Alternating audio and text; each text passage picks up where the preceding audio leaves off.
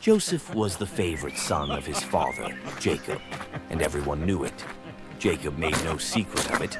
He even gave Joseph a magnificent coat of many colors, a garment far too extravagant for a simple shepherd boy. His brothers, they hated it. Every time Joseph walked past in that robe, their jealousy grew hotter. But nothing compared to their anger when Joseph started talking about his dreams. Dreams where his brothers bowed before him. Dreams where he ruled over them. Him, the youngest, they wouldn't stand for it. One day, Jacob sent Joseph to check on his brothers as they tended their flocks far from home. Joseph, always eager to please, set off, unaware that trouble was brewing. His brothers saw him approaching from a distance, the sun gleaming off that ridiculous coat.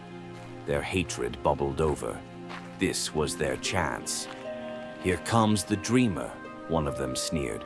"What if we end this nonsense right now?" Another nodded. "Let's kill him and say a wild animal got him." Just like that, Joseph's fate was sealed, at least until Reuben, the eldest, stepped in. "No bloodshed," he insisted. "Just throw him in that pit." It was a compromise. Joseph would still be out of their lives, and they wouldn't be guilty of murder. Joseph barely had time to greet his brothers before they grabbed him, tore off his coat, and threw him into the pit.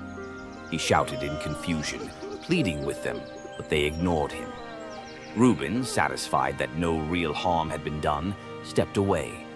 But as soon as he was gone, Judah had another idea, a profitable one. A caravan of traders was passing by on their way to Egypt. "Why kill him," Judah mused, "when we can sell him instead?" The brothers agreed. Within moments, Joseph was yanked from the pit, not to be freed, but to be sold like an object. He barely had time to process what was happening before he was tied up and handed over to the traders. The brothers pocketed 20 silver pieces as Joseph was dragged away, calling out to them in shock and betrayal. Now, they had another problem: explaining Joseph's absence to their father. That's when one of them had an idea. "We still have his coat," he said. "We'll soak it in goat's blood and say a wild animal got him." The plan was cruel, but it worked. When they returned home, Jacob took one look at the bloodied coat and collapsed in grief. "My son!" he wailed. "Joseph is dead!" His sons tried to comfort him, but he refused to be consoled. He mourned deeply, believing he had lost his beloved child forever. Meanwhile, Joseph, betrayed, sold, and alone, was on his way to a strange new land. His world had fallen apart in a single day. But what he didn't know was that this was just the beginning of a greater story. Even in the worst moments, God had a plan for him. Sometimes life takes unexpected turns, but no matter how dark things seem, God's purpose is unfolding in ways we cannot yet see. But Joseph's story is far from over. Betrayed and sold into slavery, what will happen to him in Egypt? Find out in part 2, coming soon.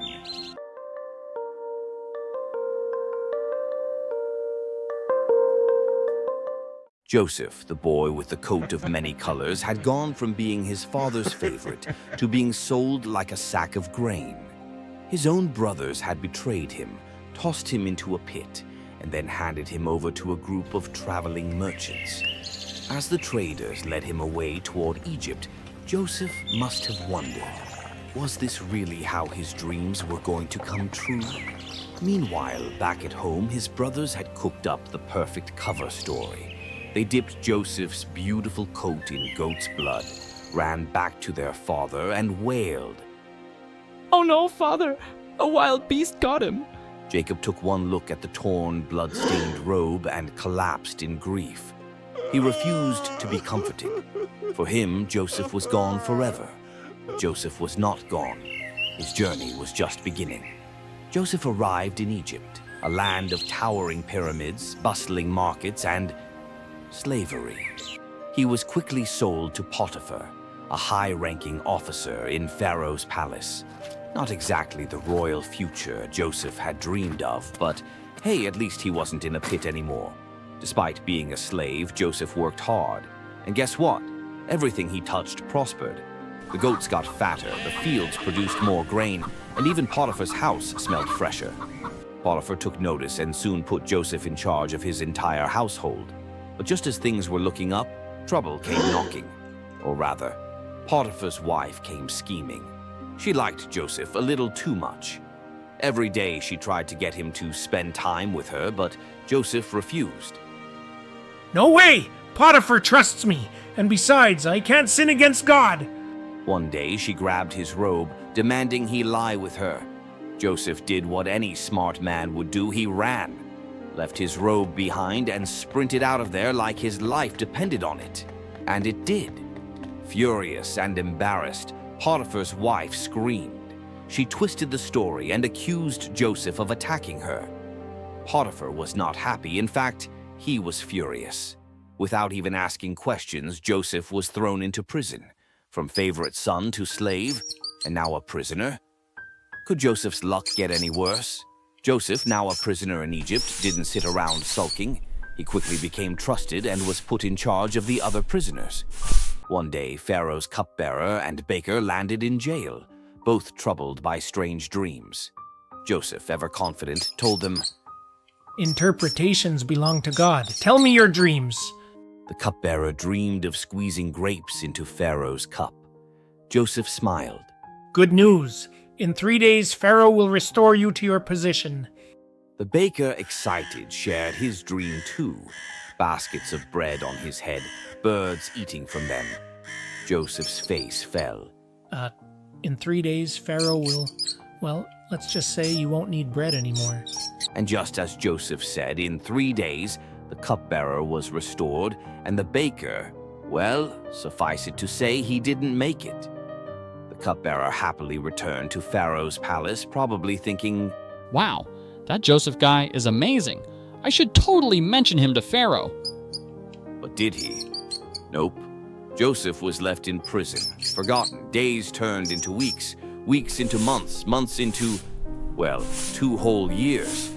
But God wasn't done with him. Pharaoh himself would soon have a dream so troubling no one, not his magicians, not his wise men, could interpret it.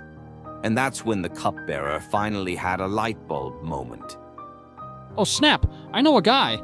Joseph's journey had been full of ups, downs, and unexpected plot twists. From favorite son to slave, from prisoner to dream interpreter. And now, he was still waiting. But here's the thing. God's plan was still at work. Even when it seemed like Joseph had been forgotten, God was setting things in motion for something far greater than he could imagine. Lesson? Sometimes life doesn't go the way we expect. Sometimes we feel stuck in situations that seem unfair. But God sees the bigger picture, and just like Joseph, your story isn't over yet. Oh, and Pharaoh's dream? That's where things take a crazy turn. Don't miss part 3.